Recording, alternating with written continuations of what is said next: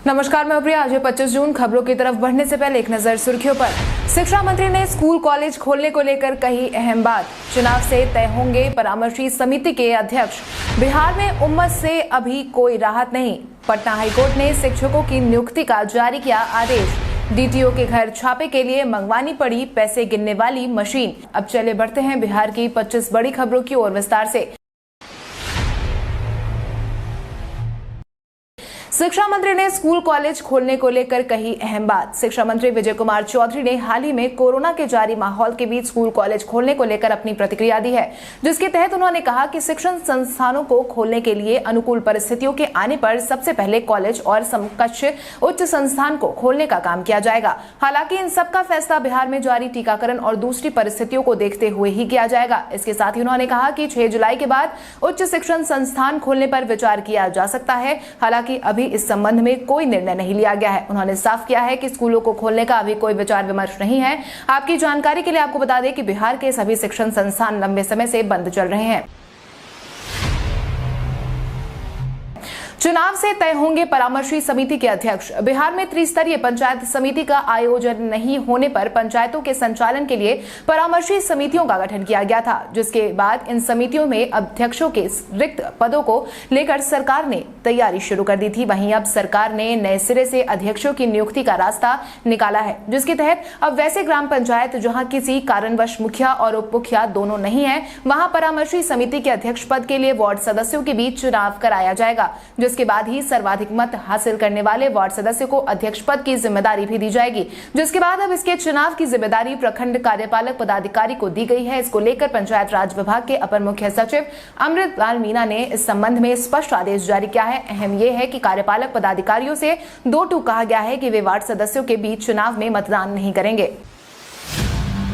बिहार में उम्मस से अभी कोई राहत नहीं। आद्रा नक्षत्र की शुरुआत हो चुकी है, जिसके तहत बिहार वासियों को बारिश से राहत तो मिल गई है। हालांकि मौसम वैज्ञानिकों की माने तो भले ही बिहार वासियों को बारिश से राहत मिल गई है, लेकिन अब लोगों को उम्मस का सामना करना पड़ेगा। मौसम वैज्ञानिकों की माने तो बिहार के पूर्वी इलाके को छोड़कर बाकी सभी जगहों पर लगभग 1 हफ्ते तक बारिश का अनुमान नहीं है। मौसम विज्ञान केंद्र से मिली जानकारी के मुताबिक वायुमंडल के निचले स्तर पर नमी की मात्रा बढ़ी हुई है। इसकी वजह से जब तापमान बढ़ेगा तो उमस भरी गर्मी बढ़ेगी। अगले कुछ दिनों तक लोगों को ऐसी गर्मी परेशान करेगी। हालांकि तापमान में जब ज्यादा इजाफा होगा तो गरज के साथ हल्की बारिश की स्थिति भी बन सकती है। आपकी जानकारी के लिए आपको बता दें, 6 जुलाई की दोपहर तक आद्रा नक्षत्र जारी रहेगा, जिसके बाद ही अब बिहार में गरज के साथ भारी बारिश की संभावना जताई गई है। आज बिहारी पहचान में हम बात करेंगे कपिल मुनि तिवारी की। कपिल मुनि तिवारी का जन्म भारत के बिहार राज्य के भोजपुर जिले के नैनीजोर गांव में हुआ था। कपिल मुनि तिवारी पटना विश्वविद्यालय में भाषा विज्ञान और साहित्य विभाग के प्रोफेसर और प्रमुख थे और यमन में अंग्रेजी के प्रोफेसर थे। उन्होंने 1966 में पेंसिल्वेनिया विश्वविद्यालय से व्याकरण और ध्वन्यात्मकता पर एक शोध प्रबंध के साथ स्नातक की उपाधि प्राप्त की। तिवारी एक विद्वान है दक्षिण एशियाई भाषाओं के। उन्होंने भोजपुरी में इको वर्ड्स जैसे विषयों पर प्रकाशित किया है और तर्क दिए हैं कि इको वर्ड कंस्ट्रक्शन एक तरह की गुप्त भाषा के रूप में कार्य कर सकता है। उन्होंने तमिल महिलाओं के बीच रोने के एक अध्ययन में संस्थागत रोना शब्द गढ़ा है। मंत्री ने बिहार के 20,000 बेरोजगारों को रोजगार देने की तैयारी में विभाग के जुटने की कही बात। विधानसभा चुनाव के दौरान बिहार सरकार ने सरकार बनते ही बिहार में रोजगार की लहर लाने का दावा किया था। वहीं अब बिहार सरकार अपने वादों को अमली जामा पहनाने में जुट गई है। इतना ही नहीं, मुख्यमंत्री नीतीश कुमार की तरफ से हर विभाग में खाली पड़े पदों को भरने की तैयारी हो रही है। इसी क्रम में अब राज्य की ग्रामीण कार्य विभाग में बंपर बहाली होने वाली है। इस बाबत ग्रामीण कार्य विभाग के मंत्री जयंत राज ने अपना बयान जारी करते हुए कहा है कि जल्द ही राज्य के तकरीबन 20,000 बेरोजगारों को विभाग के द्वारा रोजगार दिया जाएगा। इसके लिए मुख्यमंत्री के निर्देश पर विभागीय ब्लूप्रिंट तैयार होना शुरू कर दिया गया है, जिसके बाद अब जल्द ही SDO, assistant engineer, junior engineer, upper division clerk, lower division clerk, अमीन, स्टोर कीपर, ड्राइवर, चौकीदार, गार्ड के पदों पर भर्ती की जाएगी। बिहार के इन 12 जिलों में मिलेगा मात्र 10 रुपए में एलईडी। बिहार के पटना, भागलपुर, बांका, भभुआ, बेगूसराय, मुंगेर, भोजपुर, जहानाबाद, नालंदा, गया, बक्सर और रोहतास जिले में अगले 1 महीने में मात्र 10 रुपए में एलईडी बल्ब मुहैया करवाने की कवायद शुरू होने वाली है। केंद्र की ग्राम उजाला योजना के तहत 7 और 12 वाट के बल्ब को 3 साल की वारंटी के साथ दिया जाएगा। केंद्र सरकार की ग्राम उजाला योजना के तहत सभी गाँव में कैंप लगाए जाएंगे। इस योजना के लिए नियुक्त कर्मी गाँव में प्रत्येक बिजली उपभोक्ता के घर जाएंगे और उनसे पुराने 5 बल्ब लेकर 10-10 रुपए में नए LED बल्ब दिए जाएंगे। आपको बता दें, इस योजना की शुरुआत मार्च 2021 से भोजपुर जिले के आरा में केंद्रीय ऊर्जा राज्य मंत्री RK सिन्हा ने कर दी है, जिसके तहत वहां पर बिजली उपभोक्ताओं को सस्ते दर पर LED बल्ब मुहैया करवाई जा रही है। पहली कक्षा में नामांकन के लिए KVS की पहली सूची हुई जारी। दिल्ली के तर्ज पर इस बार बिहार में भी स्कूल के नामांकन में लॉटरी सिस्टम से एडमिशन की प्रक्रिया शुरू की गई है। इसी क्रम में लॉटरी सिस्टम के आधार पर केंद्रीय विद्यालय संगठन की तरफ से पहली कक्षा में नामांकन के लिए सूची जारी कर दी गई है, जिसके बाद इसमें शामिल होने वाले छात्रों को अब आने वाले 2 से 3 दिन में अपना दाखिला करवाना होगा। वहीं अब नामांकन की दूसरी सूची 30 जून और तीसरी सूची 5 जुलाई को जारी की जाएगी। हालांकि नामांकन की प्रक्रिया अप्रैल महीने में निर्धारित की गई थी, लेकिन बढ़ते कोरोना संक्रमण को लेकर संगठन ने केंद्रीय विद्यालय में नामांकन प्रक्रिया पर रोक लगा दी थी। अब जब कोरोना की रफ्तार कम हुई, तब KVS ने पहली कक्षा में एडमिशन के लिए पहली लिस्ट जारी कर दी है। आनंद कुमार ने ट्वीट कर साझा की अपने छात्र के संघर्ष की कहानी। सुपर 30 के संस्थापक आनंद कुमार एक बार फिर से अपने ट्वीट के कारण चर्चा का विषय बन गए हैं। जारी किए गए ट्वीट में उन्होंने अपने एक छात्र के संघर्ष की कहानी बताई है, जिसको लेकर उन्होंने लिखा कि कभी 50-50 रुपए के लिए संघर्ष करने वाला मेरा शिष्य कृष्ण रॉय UPSC क्वालिफाई करके असिस्टेंट कमिश्नर बनकर आज मुझसे मिलने आया है। तब शिक्षक होने पर गर्व होने लगा। दबे कुचले लोगों के प्रति उसकी संवेदनशीलता को देखकर मुझे लगा मेरे सीने में नहीं तो तेरे सीने में सही हो कहीं भी आग, लेकिन आग जलनी चाहिए। इस ट्वीट के साथ ही आनंद कुमार ने कृष्ण रॉय के साथ खुद की एक तस्वीर भी शेयर की है, जिसके बाद आनंद कुमार का यह ट्वीट तेजी से सोशल मीडिया पर वायरल होने लगा है। मुख्यमंत्री नीतीश कुमार का हुआ सफलतापूर्वक ऑपरेशन। अपने आंख का ऑपरेशन करवाने दिल्ली पहुंचे मुख्यमंत्री नीतीश कुमार का ऑपरेशन बीती शाम सफलतापूर्वक हो गया है। मिली जानकारी के अनुसार एम्स के डॉक्टर राजेंद्र प्रसाद नेत्र विज्ञान केंद्र के प्रोफेसर डॉक्टर GS सितियाल ने मोतियाबिंद की सर्जरी की। सर्जरी के कुछ ही घंटे बाद उन्हें एम्स से छुट्टी दे दी गई। आपकी जानकारी के लिए आपको बता दें, एक दिन पहले बुधवार को नीतीश कुमार एम्स पहुंचे थे। OPD में डॉक्टर GS सितियाल ने उनकी आंखों की जांच की थी। इसके अलावा ENT के डॉक्टरों ने भी उनकी जांच की थी। डॉक्टरों ने मोतियाबिंद की सर्जरी कराने की सलाह दी थी, इसलिए उन्हें बृहस्पतिवार सुबह नेत्र विज्ञान केंद्र के डे केयर में भर्ती कर उनके मोतियाबिंद की सर्जरी की गई।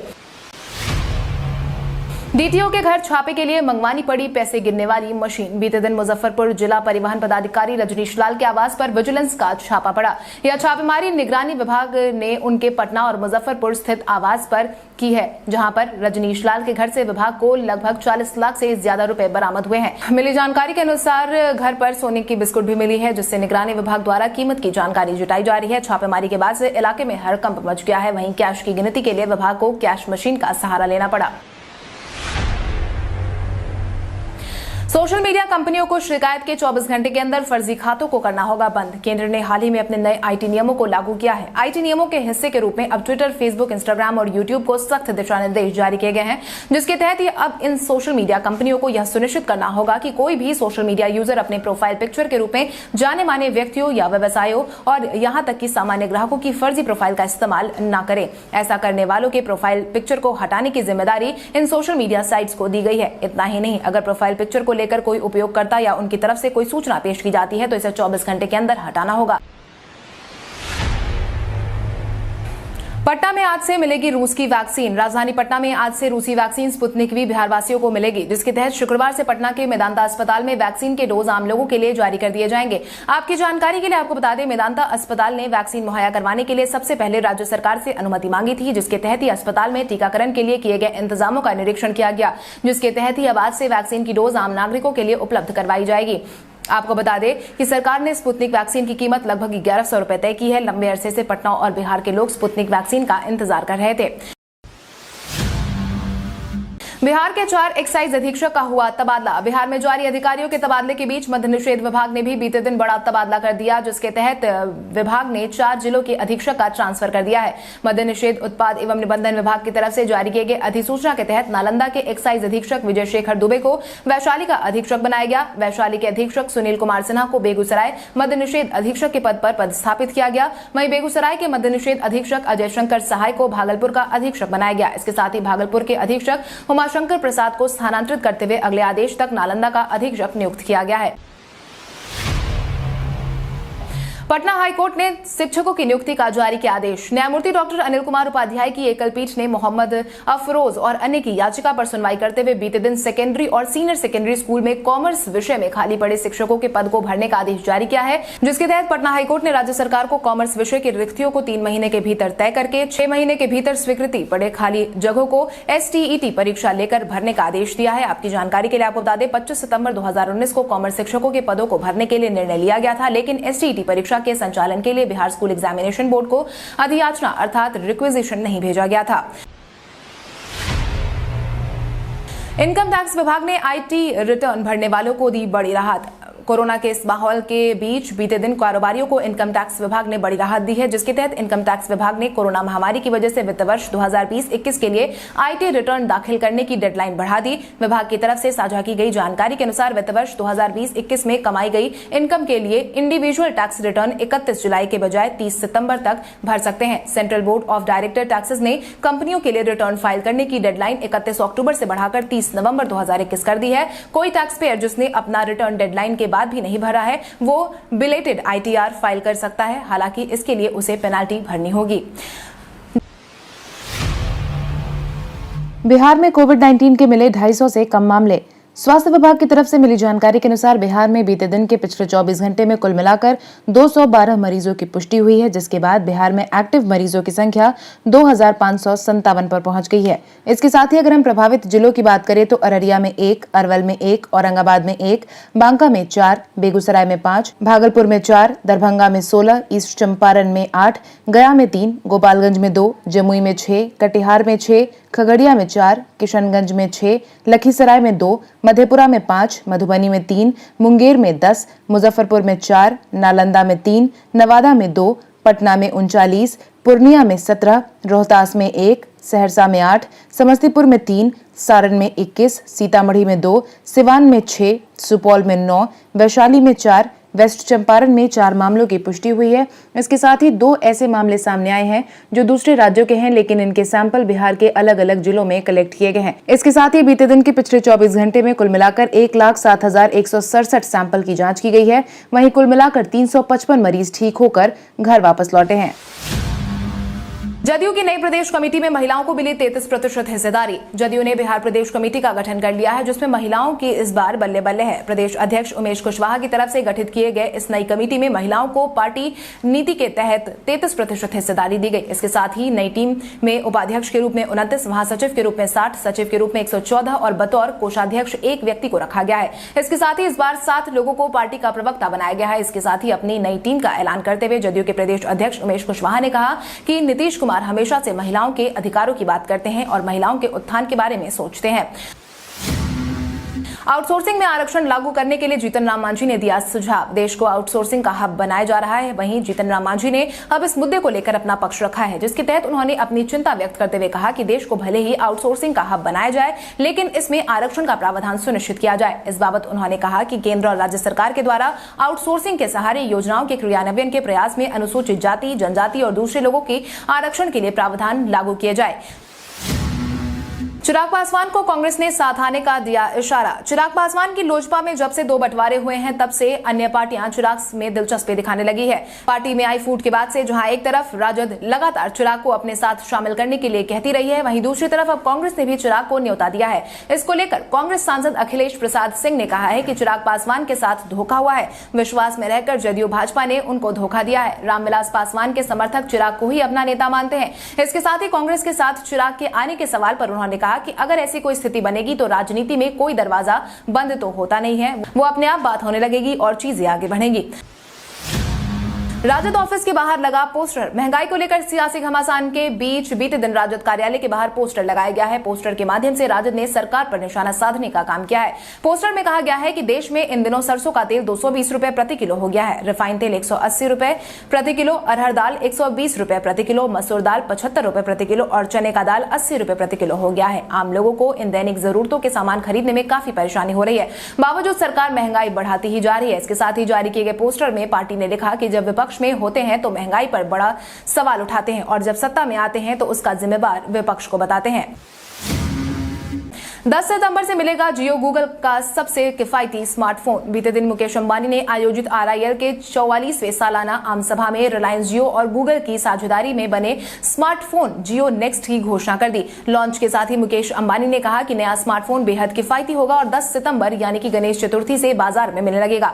विज्ञप्ति के अनुसार इस स्मार्टफोन को भारतीय बाजार के लिए विशेष तौर पर बनाया गया है और इसमें बेहतरीन कैमरा और एंड्रॉइड अपडेट भी मिलेंगे। आपकी जानकारी के लिए आपको बता दें, बीते साल रिलायंस जियो ने गूगल के साथ साझेदारी की घोषणा की थी। इसके साथ ही गूगल के CEO सुंदर पिचाई ने भी फोन लॉन्च के बाद कहा कि गूगल और जियो का किफायती स्मार्टफोन खासतौर से भारत के लिए बनाया गया है।